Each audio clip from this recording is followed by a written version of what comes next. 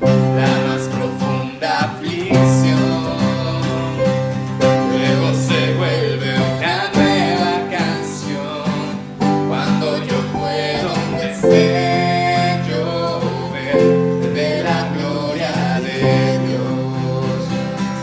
Quiero fijar mis ojos mucho más allá de lo que puedo ver. Miles de páginas me sirven de ventana para andar por fe. Mi Dios está... Excelente día, Dios les bendiga. Sean bienvenidos al devocional Tiempo con Dios. El día de hoy, miércoles 18 de octubre, llevando por título Salvos por gracia. Estando en Efesios 2, capítulo 2, versículos 1 al 10. Así dice la palabra de Dios. Y Él os dio vida a vosotros cuando estabais muertos en vuestros delitos y pecados, en los cuales anduvisteis en otro tiempo, siguiendo la corriente de este mundo, conforme al príncipe de la potestad del aire, el espíritu que ahora opera en los hijos de desobediencia, entre los cuales también todos nosotros vivimos en otro tiempo, en los deseos de nuestra carne, haciendo la voluntad de la carne y de los pensamientos, y éramos por naturaleza hijos de ira, lo mismo que los demás. Pero Dios, que es rico en misericordia, por su gran amor con que nos amó, aun estando nosotros muertos en pecados, nos dio vida juntamente con Cristo. Por gracia sois salvos. Y juntamente con Él nos resucitó y asimismo nos hizo sentar en los lugares celestiales con Cristo Jesús, para mostrar en los siglos venideros las abundantes riquezas de su gracia en su bondad para con nosotros en Cristo Jesús. Porque por gracia sois salvos por medio de la fe, y esto no de vosotros, pues es don de Dios, no por obras para que nadie se gloríe, porque somos hechura suya, creados en Cristo Jesús para buenas obras, las cuales Dios preparó de antemano para que anduviésemos en ellas. Salvos por gracia. El día de hoy vamos a abarcar varios puntos, los cuales son importantes en el desarrollo de este capítulo y que son medulares, tal como se mencionaba en su momento, en la doctrina que está hablando la carta a los Efesios. Para ese momento, la doctrina que está siendo desarrollada es la salvación. ¿Cómo nosotros es que llegamos a ser salvos? ¿Cómo nosotros obtenemos esta salvación? ¿Y cómo nosotros podemos permanecer en este camino? Entonces, el apóstol Pablo lo que hace es que se dedica a contestar estas y más preguntas que puedan surgir a lo largo de la lectura.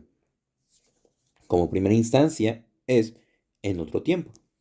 En los versículos 1 al versículo 5 deja en claro el apóstol Pablo esta cuestión de nuestra naturaleza y cómo nosotros adquirimos la salvación. Y en primer lugar, la salvación es sacarnos del pecado, es la realidad que caracteriza la vida humana antes de Cristo. Entonces, aquí habla sobre lo que es la pecaminosidad del hombre. Y la cuestión es la siguiente, recordemos que lo que nos dice Romanos 6:23, porque la paga del pecado es muerte. El resultado del pecado es que nosotros estamos alejados completamente de Dios. Entonces, y debido a que el hombre nace en pecado, pues también nace para muerte. El hombre no se convierte, eso es algo interesante, el hombre no se convierte en un muerto espiritual a causa de los pecados que comete, sino que está muerto espiritualmente porque es por naturaleza pecaminoso. Obviamente a excepción del Señor Jesús. Pero el hombre desde la caída, su naturaleza es dirigirse hacia el pecado, hacia lo malo. Recordemos las palabras que Dios le dijo a Caín. Si bien hicieres, no serás enaltecido, y si no hicieres bien, el pecado está a la puerta. Con todo esto, a ti será su deseo, y tú te enseñorearás de él. ¿Qué es, qué es lo que estaba diciendo? Si tú no te arrepientes, si tú no cambias, tu deseo va a dominar o el pecado va a dominar tu deseo porque tu deseo va a estar en deleitarte en el pecado. Entonces, esa es nuestra condición como individuos, que nosotros estábamos muertos y que por estar muertos estábamos lejos de Dios. O sea que no había armonía con nuestro Creador. Y la realidad es la siguiente, Efesios 4:18, teniendo el entendimiento entenebrecido, ajenos de la vida de Dios, por la ignorancia que en ellos hay, por la dureza de su corazón. Entonces, es la cuestión que nos está hablando acá. Los hombres, aparte de Dios, son muertos ambulantes que ni siquiera saben que están muertos. Realizan de manera mecánica todas las rutinas de la vida, pero no poseen vida como tal. Y es el énfasis acá. Y Él os dio vida a vosotros cuando estabais muertos en vuestros delitos y pecados. Está hablando Efesios y también Iglesia. Ustedes, a nosotros nos dio vida cuando estábamos muertos en nuestros delitos y pecados. Y aquí emplea dos expresiones, que es delitos y que es pecados. La primera, delito, significa resbalar, caer, tropezar, desviarse e incluso ir en la dirección equivocada. Dice, estabas muertos en vuestros delitos porque habían caído, se habían desviado, y dice, y en sus pecados, lo cual alude originalmente al concepto de errar al blanco. Entonces, nos está diciendo que ustedes estaban incumpliendo la norma de santidad de Dios y por eso el pecado los mantenía destituidos de la gloria del Señor. El apóstol Pablo no usa dos términos aquí para indicar clases diferentes de transgresiones, sino solo para hacer énfasis en el alcance de la pecaminosidad que viene como resultado de la condición humana, o sea, una muerte espiritual. Y es el énfasis que le estaba diciendo, ustedes estaban muertos porque se habían desviado, estaban en la dirección equivocada e incluso estaban caídos y porque ustedes erraron completamente en la dirección correcta, erraron al blanco. Es lo que le está diciendo. Estaban muertos en sus delitos y pecados, en los cuales ustedes anduvieron en otro tiempo, siguiendo la corriente de este mundo, conforme al príncipe de la potestad del aire, el espíritu que ahora opera en los hijos de desobediencia. Les dice, ustedes obviamente estaban en una situación pecaminosa e incluso seguían el sistema mundano de valores y la manera de hacer las cosas como el mundo las hace. Y entonces la corriente de este mundo sigue el liderazgo y designio de Satanás. No porque él tenga el poder absoluto, no, sino porque Dios, en su grande conocimiento, en su omnisciencia, él permite esta situación. Y se mencionaba acá que dice conforme al príncipe de la potestad del aire, el cual es el sistema de valores del mundo. Y tenemos tres elementos que caracterizan este sistema, el cual es el humanismo, el materialismo y la perversión sexual. Vemos que el humanismo coloca al hombre por encima de todo lo demás. El hombre es a la medida y el fin de todas las cosas. Cada hombre puede ser su propio jefe, él puede poner sus propias normas y él puede ser su fuente de autoridad. Esto obviamente vemos que está en contra de lo que es el Evangelio, porque nosotros no somos autosuficientes, sino que dependemos de Dios. De ahí está el materialismo, el cual atribuye un alto valor a cosas físicas, en especial al dinero. ¿Qué es lo que nos dice la Biblia? No hagan tesoros en la tierra donde la polilla y el orín corrompen. Mejor hagan tesoros en los cielos. Y después tenemos la perversión sexual, la cual domina la sociedad y es peor que en los años más envejecidos de las antiguas culturas Grecia y Roma. Y es lo que nos dice, huyan de las pasiones, huyan de la perversión sexual. Entonces, ¿qué es lo que está hablando acá? Está diciendo, esta era todo esto, y todavía le falta, o podría describir más. Todas estas cuestiones ustedes las hacían. Versículo 3: entre los cuales también todos nosotros vivimos en otro tiempo, en los deseos de nuestra carne. Vemos cómo es que se incluye acá el apóstol Pablo. ¿Por qué? Porque nadie está exento. Dice, haciendo la voluntad de la carne y de los pensamientos, y éramos por naturaleza hijos de ira, lo mismo que ellos. Y vemos que aquí está hablando que dice haciendo la voluntad de la carne y de los pensamientos. La primera cuestión de la carne está haciendo referencia a cómo la persona o cómo nosotros, alejados de Dios, deseamos satisfacernos en contra de lo que Dios ordena. Y de los pensamientos, o sea, de la mente, son todas aquellas decisiones deliberadas que se oponen a la en contra o que están en contra de la voluntad de Dios. Y eso nos llevaba a ser hijos de desobediencia y estar propios o prestos a recibir lo que es la ira de Dios. La misma condición en la que se encuentran todas las personas que no quieren reconocer la veracidad del Evangelio. Entonces, en otro tiempo ustedes eran esas personas. En otro tiempo ustedes cumplían con esas características. En ustedes operaba el pensamiento, el paradigma del mundo, de su sistema de valores. En otro tiempo ustedes hacían la voluntad de su mente o actuaban de manera deliberada y desobedecían a Dios. Y el versículo 4 es de lo más hermoso.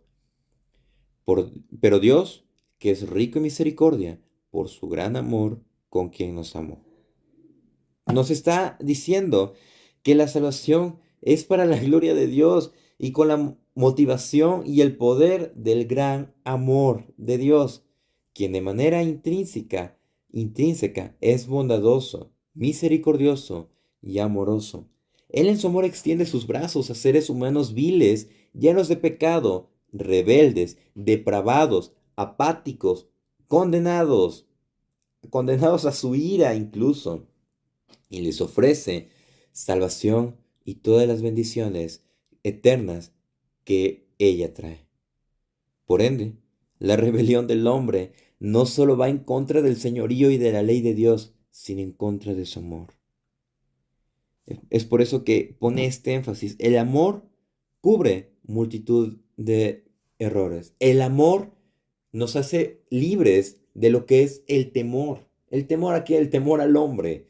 Y nos hace propios, ¿para qué? Para amar a Dios. Nos lleva a amar a Dios. Versículo 5.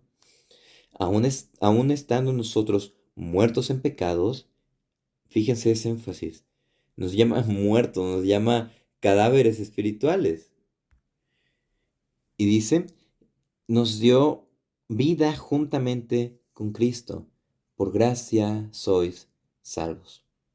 A fin de animar a creyentes que dudan del poder de Cristo en sus vidas, Pablo recuerda que si Dios tuvo el poder y amor suficientes para darles vida espiritual, juntamente con Cristo, es por cierto capaz de sustentar esa vida por siempre. Hay una frase que dice más o menos así, que la obra de Dios no es solamente darle vida a una persona muerta, sino que Dios no lanza un salvavidas a una persona que se está ahogando. Dios lo que hace es ir a las profundidades del mar, sacar el cadáver de esa persona, llevarlo a la orilla e infundir en él aliento de vida. Esa es la obra que Dios hizo por nosotros y por su gran misericordia que nos salvó, porque en otro tiempo nosotros estábamos muertos en delitos y pecados. Ahora nos llama a ser hijos de Dios, nos llama a vida nos llama a salvación por amor de su nombre. Y como segundo punto es el propósito de nuestra salvación. Y aquí hay tres. El primero es la gloria de Dios. El versículo 6 al versículo 7 nos dice que nos resucitó juntamente con Él y asimismo nos hizo sentar en lugares celestiales con Cristo. La salvación tiene un propósito, tanto con relación a nosotros como con relación a Dios. El resultado más inmediato y dirección de la salvación es que Dios, juntamente con Él, nos resucitó y asimismo nos hizo sentar en lugares celestiales con Cristo.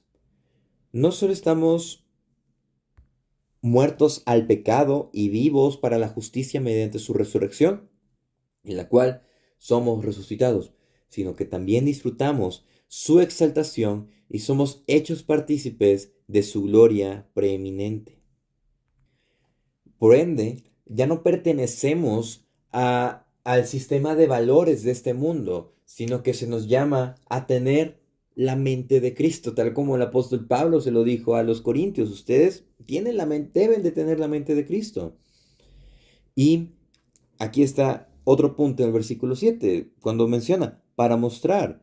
Eso indica el propósito de que seamos exaltados a ser sentados en los lugares celestiales con Cristo.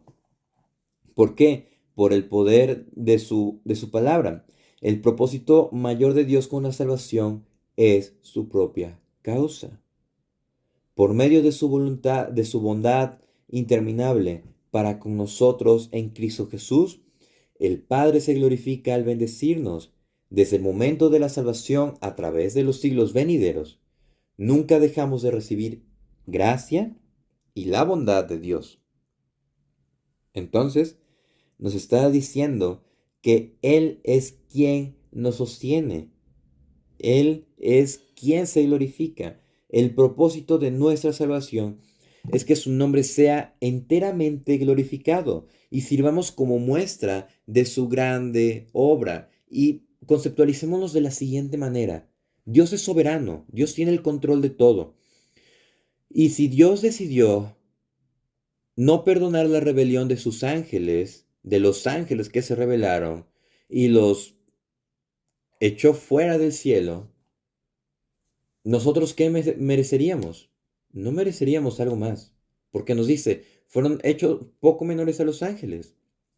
Entonces, es su soberanía que decidió perdonar, rescatar, amar, salvar y dar de su gracia a hombres pecadores. ¿Por qué? Por el puro afecto de su voluntad. Entonces, hay que dimensionar esta doctrina de lo que es la salvación, que somos salvos por su pura gracia. Y eso nos lleva al segundo propósito de la salvación, la cual es solo mediante de la fe. Algo que fue expuesto en lo que se conoce como la Reforma Protestante es sola fide, solo mediante de la fe. Nuestra respuesta a la salvación es la fe, pero ni siquiera es de nosotros, no es que nosotros tengamos una gran cantidad de fe. Versículo 8, porque por gracia sois salvos por medio de la fe, y esto no es de vosotros, pues es don de Dios. La fe no es algo que ejercemos en nuestro propio poder o con nuestros propios recursos. No tenemos poder ni recursos adecuados para ello. Además de esto, Dios prefiere que nosotros confiemos en Él. Porque si nosotros tuviéramos fe que emanase de nosotros, simplemente requerían obras. ¿Y qué es lo que nos dice el versículo 9? No por obras para que nadie se gloríe. El hecho de que nosotros dependamos por fe es que reconocemos que Dios es soberano, Dios tiene el control de todo y lo que Él decide hacer en su designio es perfecto. Y eso es a lo que nos lleva. Si nosotros actuamos y reconocemos que estamos necesitados de Él, nos da la gracia para creer, somos hijos suyos y debemos de confiar plenamente en que su obra es perfecta. Recordemos lo que dice Romanos 8:28. A los que aman a Dios, todas las cosas les ayudan para bien. Esto conforme a los que a su propósito son llamados. Entonces, es tener este entendimiento de lo que es la obra del Señor.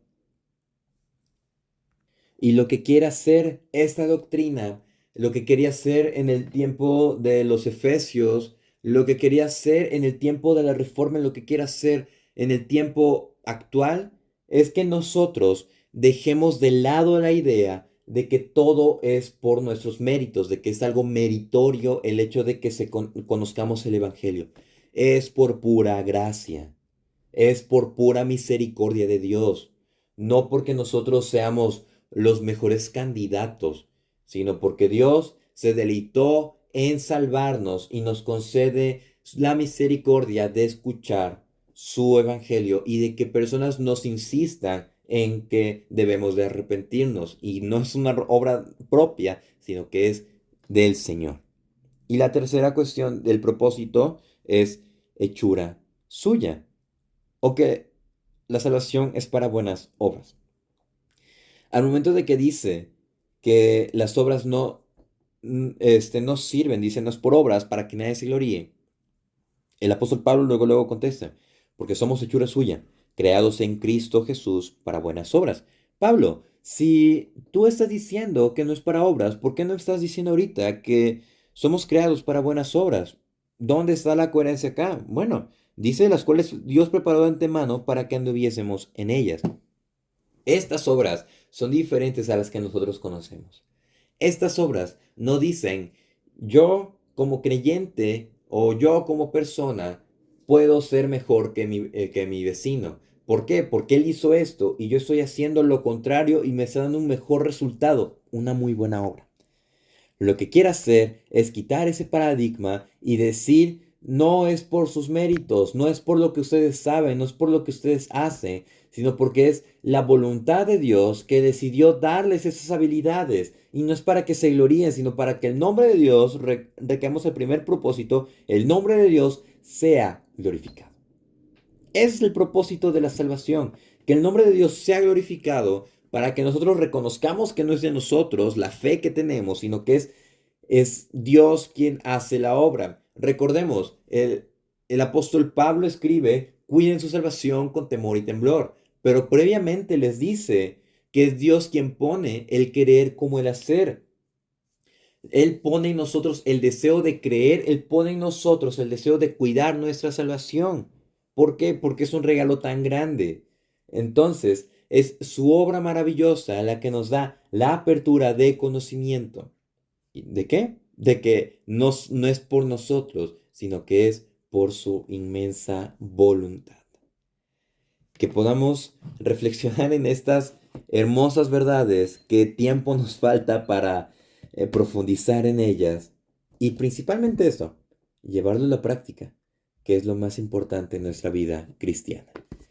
Reciban un saludo, que el Señor les bendiga. Puedo pasar por el